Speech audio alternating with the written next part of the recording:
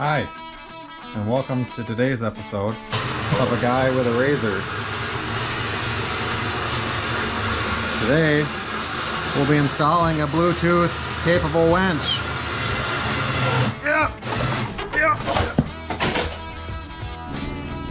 Go over some tools. We got the 3/8 Milwaukee ratchet, 4mm Allen, 6mm Allen, 13mm socket, 17mm socket, pair of side cutters we'll put down here with the crimpers, 10mm wrench, two 13s, some 10mm sockets, an extension, mini torch, knife, Loctite,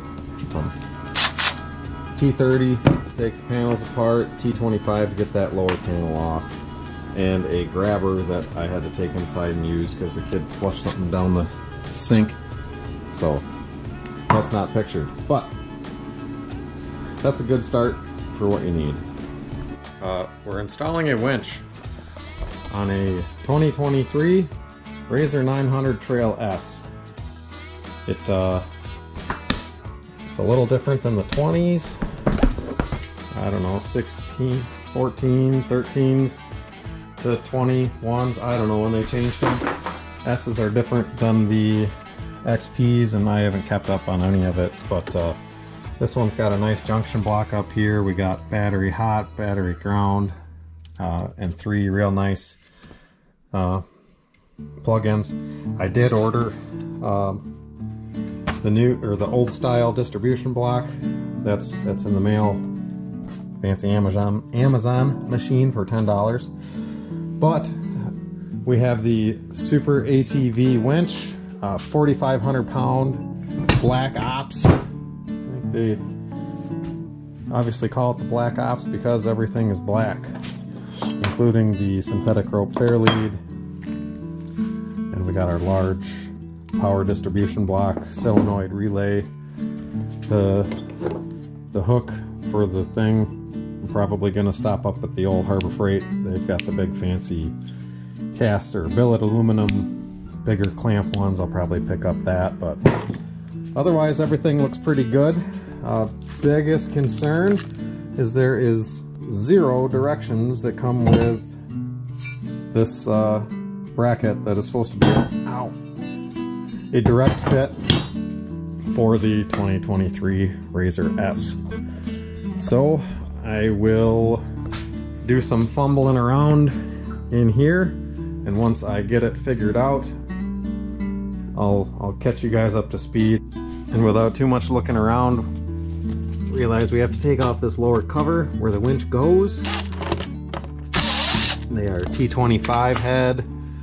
Looks like they just go into plastic, and that whole panel just pops right off. So now we have access to where the fair lead must go, and according to that, that would put the bracket somewhere directly in behind here. Good news is, putting this bracket in turns out to be pretty self-explanatory. Do not mount your winch to it first. It will not fit because you need to get the angles just right. Let's see if I can look and film at the same time here. Try to do as least amount of damage to powder coat and paint as you can, and it just kind of sets down right in where it needs to go. So look at the floor if you wanted to see that. We've got holes in the back here, holes on the other side. Everything lines up pretty good, and we will take the 4 carriage head large nuts and washers. Nuts for the carriage bolts are 17mm. I'm going to put the head of the carriage into the thicker steel of the bracket. That'll give me some better retention,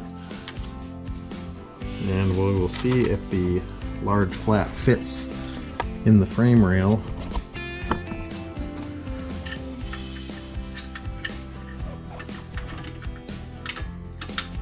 And it looks like it should.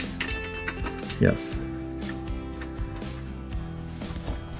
We have the large flat washer in, and then we got pretty obvious. We got the 4 corners here. Make sure that all your holes lined up, and get the bolts in. Now to get the front bolts, so you can get your hands in there and get the nuts and the washers and everything, I took this panel out, which is just some little clips you pull down on both sides, roll out of the way. Your T30s, take these 2 out. I took the 2 out of the side of the fender and the 2 in the top here. That's loose enough. I don't need to go in and take all the headlights apart and get all of this off. I just wanted to get this loose so I can stick my hand in through here. That's all I'm after. Get all 4 bolts started before I tighten everything down. Simple plan, hard, difficult to execute, I guess you'd say. We got the 4 bolts in here all tightened up. I would say that in the tools needed category would be a grabber deal here, because when you drop these bolts that you're trying to tighten up down underneath the front diff, it's going to be near impossible to get them out with your sausage fingers. Anyway, on the next step here, we have to mount our fair lead holder bolts, which will be 4 bolts that appear to be stock holding something of the frame together. They are a 13 millimeter, so we'll run these out, install our fair lead bolts, our fair lead holders, and we'll run them back in.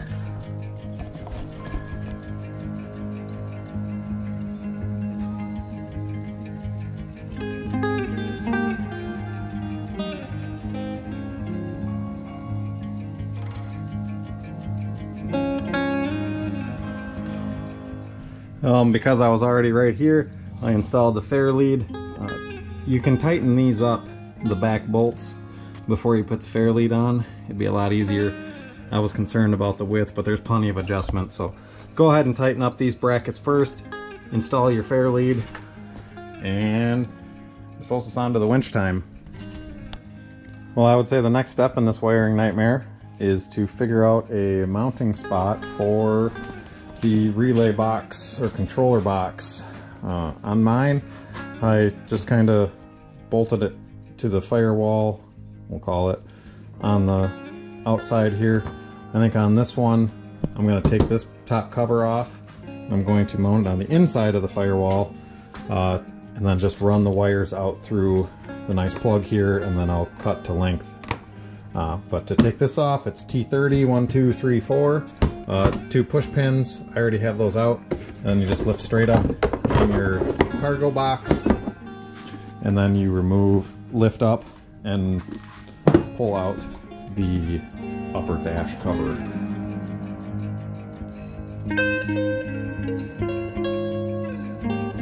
So I think what I'm going to do after looking at it, where'd I go with the... My hands weren't attached, I don't know where they'd be. I think what I'm going to do to keep this up out of everything and nice and tucked in out of the way is I'm going to take a piece of aluminum and bridge this gap, put a nice little dink in it here. Might self-tapper, I'll probably just self-tapper it into these 2 tubes, and we'll just mount that puppy right there. It'll be up out of the way of absolutely everything, since I'm not going to ever put cab heat in this thing, or ride command and Rockford Fosgate, all that fancy jazz. So we'll just make a little bracket to bridge the gap here and get this bolted down. I remember all that nice talk about race car part aluminum stuff.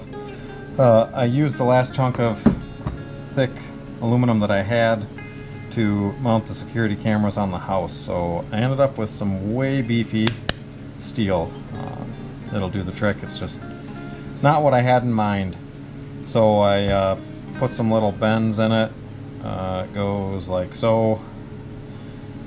It sort of matches the frame. We'll run some self-tappers in there, but I'm going to mount this box and hook up all the wires. I am going to put, what are we calling that, dielectric grease on after I tighten them down and put the caps on. So The dielectric grease is just going to be around the outside, not in between the connections. Some dudes get super crazy upset about it, but I don't really care. So that's what I'm gonna do. And it's pretty easy. You got your winch ground, battery ground, battery positive, and winch positive. Pretty simple. All the studs are color coded. So you just match them up and put them on.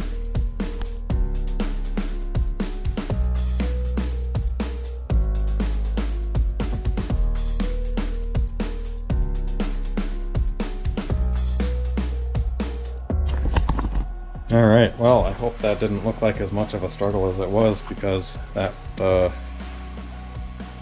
was harder getting these black caps on than anything else. Anyway, I got them all wired up, put a little Nature's Loctite on the bolts there to make sure that those don't come loose. And now we'll bring it over to the machine. Since my wires are going to be going forward, I've got the one side looped underneath, this side looped up and around.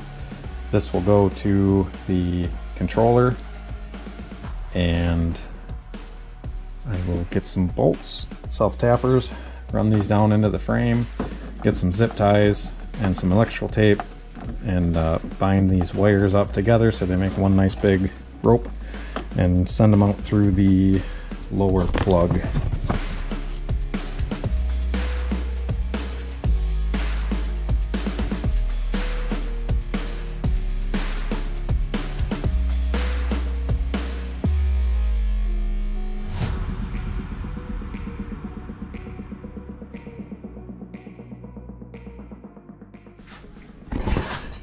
Well, here we are. One zip tie, called it good enough. Ran the wires down through. I cut my power and ground off. I don't know if you saw, but I just used a little mini torch and some solder. Soldered them in. I like soldering them more than crimping them, because I don't have a huge sledging pliers. I should get one, but I just haven't got one of those yet. So heat it up. Shove the solder in there, make sure you get the wires hot so you get solder inside the wires and inside the eyelet there. Got the winch power wires ran down to a good spot so they come out where I want to work on the winch, and then when I push them back in to mount them, they will be relaxed and laying in the right position. I've got the box in there. That thing is not going anywhere. That is stout in there. So we will grab the winch, put these two plastic protectors on here, and I will find out which bolts go in here. Evidently, oh yeah, okay, so there is a retainer and a small square nut in there. So we will put flat washer, bolt, right? No, bolt, lock washer, flat washer. I will put a dab of Loctite in there also, just for good measure, because the last thing you want is your winch coming loose. So I will get these four set up.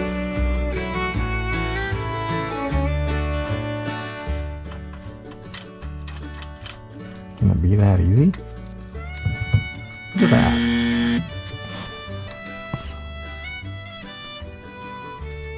And make sure that you drop that down into the skid plate, and then it's gone forever. Let's try the other side. 2 hours later. Okay, I got them all started in there now. So it's snug, 13 millimeter. I'm gonna try and get my ratchet wrench powered Milwaukee in there, see if I can get those snugged up. The Milwaukee does not fit in there, and it appears that a regular wrench does not either. Or ratchet, I guess. So we can get the two front snugs. And then you're gonna have to either have a ratchet wrench or horse around with a regular wrench. That says at 13. We'll get the back tight. All four bolts are tight, Loctited and lock washered. I coiled up the excess wire here, got that zip tied up against the frame so nothing's wiggling around too much. Now we move on to the controllers. Now this has a nice button that will slip into the dash very nicely, winch in, winch out. And it also came factory with a remote that I believe it said you have to flip the batteries around or something in there to make that work. Putting an additional switch into this one is much easier than it is in mine.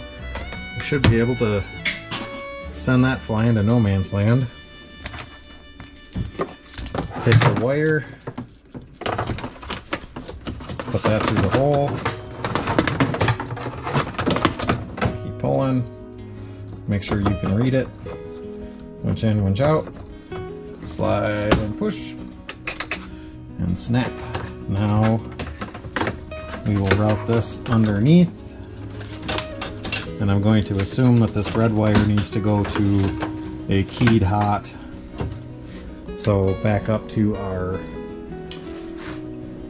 distribution block that I will get, or the very nice pigtailed plugs here. We will plug this in here. They are keyed, so they only go in one way. Tighten that up real nice.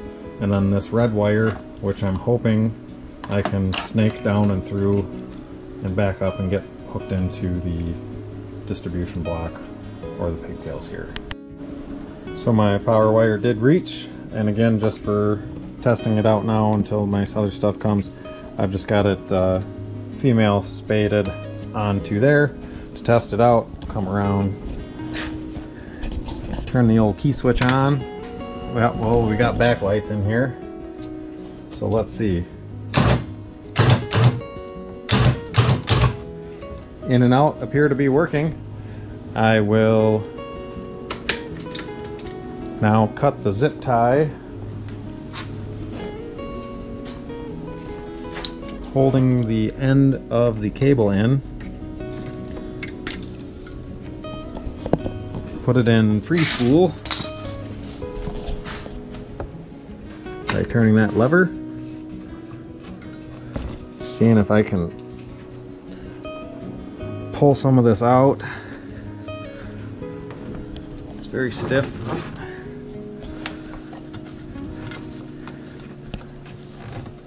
Oh.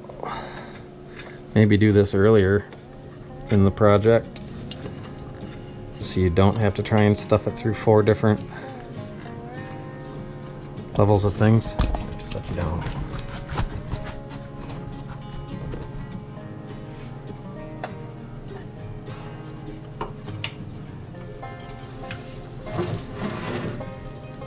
Now, something that a lot of guys don't do, but I think you should, is you need to run this winch out, free spool it out all the way, get it tied to a tree or a truck or something that you're not going to move with the winch, and then run it in and stretch the rope.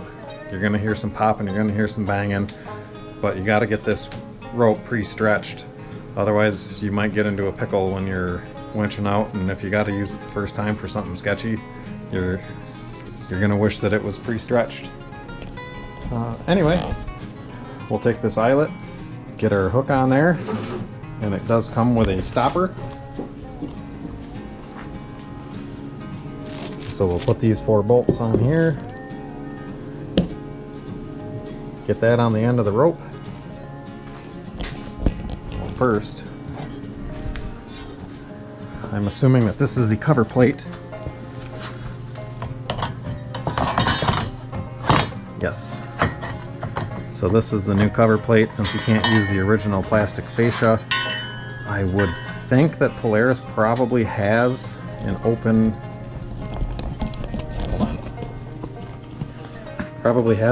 plastic one that you could get. I mean, that looks pretty good though. We'll get that clamped up, put the rest of this puppy back together, get some bolts in here, and I believe that's a wrap. Reassemble, put the top case back on, front cover, and you're set to go. If you hung out with me the whole time, this video feels off. I don't know why. It's It seemed like it should have been a simple project, but now I'm 2.5 hours into it, and it took longer to do the winch than it did to do the power steering. But anyway, rock slide's coming up soon. If you haven't seen it, check out the power steering one. See ya.